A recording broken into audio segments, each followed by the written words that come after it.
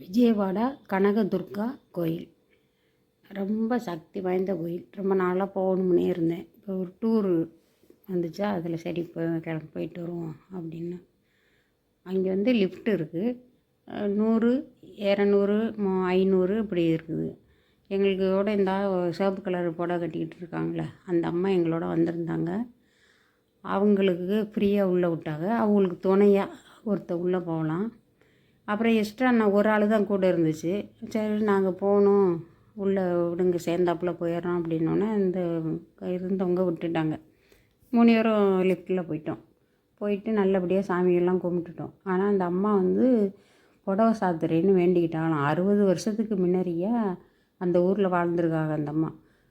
அவங்க வேண்டிக்கிட்டாங்கன்னு சொல்லிட்டு போகும்போதே அந்த கோயிலை ஒட்டி வீதியில் போட்டிருக்காங்க கடை போட்டு நிறைய பேருக்கு வந்தாங்க. பெரிய கடையிலெல்லாம் போனால் அவங்களுக்கு இதாக இருக்குமே, சின்ன கடையில் வாங்கினா அவங்களுக்கு ஒரு வியாபாரம் ஆகுமே அப்படின்ட்டு வீதியில் போட்டிருந்த புடவை, இது சாமிக்கு உள்ள இது எல்லாமே விற்றவங்கள்ட்ட போய் அவங்களுக்கு ஒரு வியாபாரம் ஆகட்டும், சின்ன வியாபாரிக்கு அப்படின்ட்டு அவங்கள்ட்ட ஒரு புடவை வாங்கிட்டு போனோம்.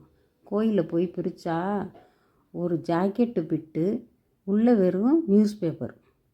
அங்கே உள்ள போலீஸ்காரர் சொல்கிறாரு, இது மாதிரி ஏமாத்துறாங்க, ஏங்கம்மா அங்கே வாங்கினிய அப்படின்னு. இனிமேல் யாராச்சும் போனால் இது கடையில் படம் வாங்கிட்டு போயிருங்க. இந்த போலீஸ்காரர்கிட்ட நாங்கள் கேட்டோம், இந்த கிருஷ்ணா நதி எங்கே இருக்கும், போய் குளிக்கணும், இந்த அம்மா குளிக்கணும்னு சொல்கிறாங்க அப்படின்னு. சரின்னு கையை காமிச்சார். இந்த பாருங்க, இந்த அம்மாக்கிட்ட தான் அந்த புடவை வாங்கினது. இங்கே வந்து கேட்டால் அந்த அம்மா என்னென்னமோ சொல்லுது. அது பேசுகிற தெலுங்கு எங்களுக்கு புரியலை, நாங்கள் பேசுகிறது அதுக்கு புரியலை. அப்புறம் எங்களுக்கு கூட அந்த அம்மா வயசானம்மா தெலுங்கு பேசுவாங்க, ஏன்னா இங்கேயே வாழ்ந்தவங்க தானே, எனக்கு புரியலை. அப்புறம் ஒத்துக்கவே மாட்டேங்குது அந்த அம்மா. ஆயிரா உயிரான்னு சொல்லுது. ஆனால் நான் பிரித்து காமிச்சிட்டு அந்த பேப்பரை கையிலேயே கொண்டாந்து அதுதான் கொடுக்குறோம். இந்த இவ்வளோதும் பேப்பர் உள்ளே இருந்துச்சுன்னு.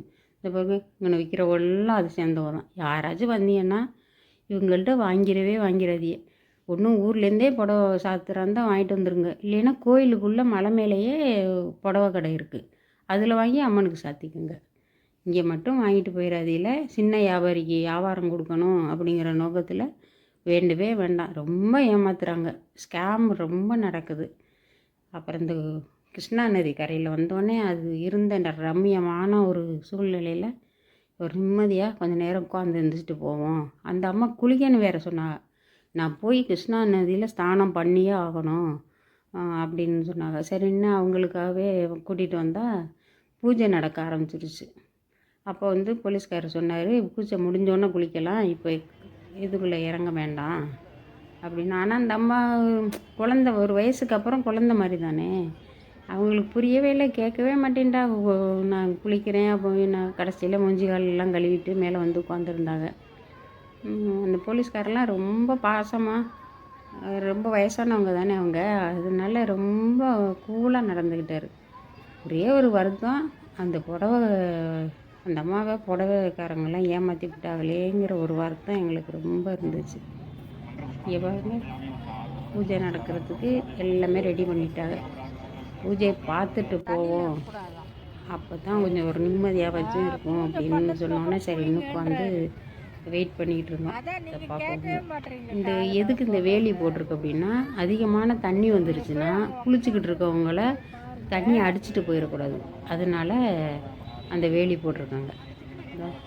விளக்கெல்லாம் வச்சுட்டாங்க, தீபம் ஏற்றிட்டாங்க, பூஜை நடக்க ஆரம்பிக்குது. பார்த்துக்கிட்டே இருக்கலாம் போல இருந்துச்சு, அவ்வளோ இதாக இருந்துச்சு. அவங்க அந்த இது பண்ணுற மந்திரம் சொல்கிறது, அந்த விளக்கோட இது, கிருஷ்ணா நதியோட இது எல்லாமே. ஆமாம், வாங்க போ.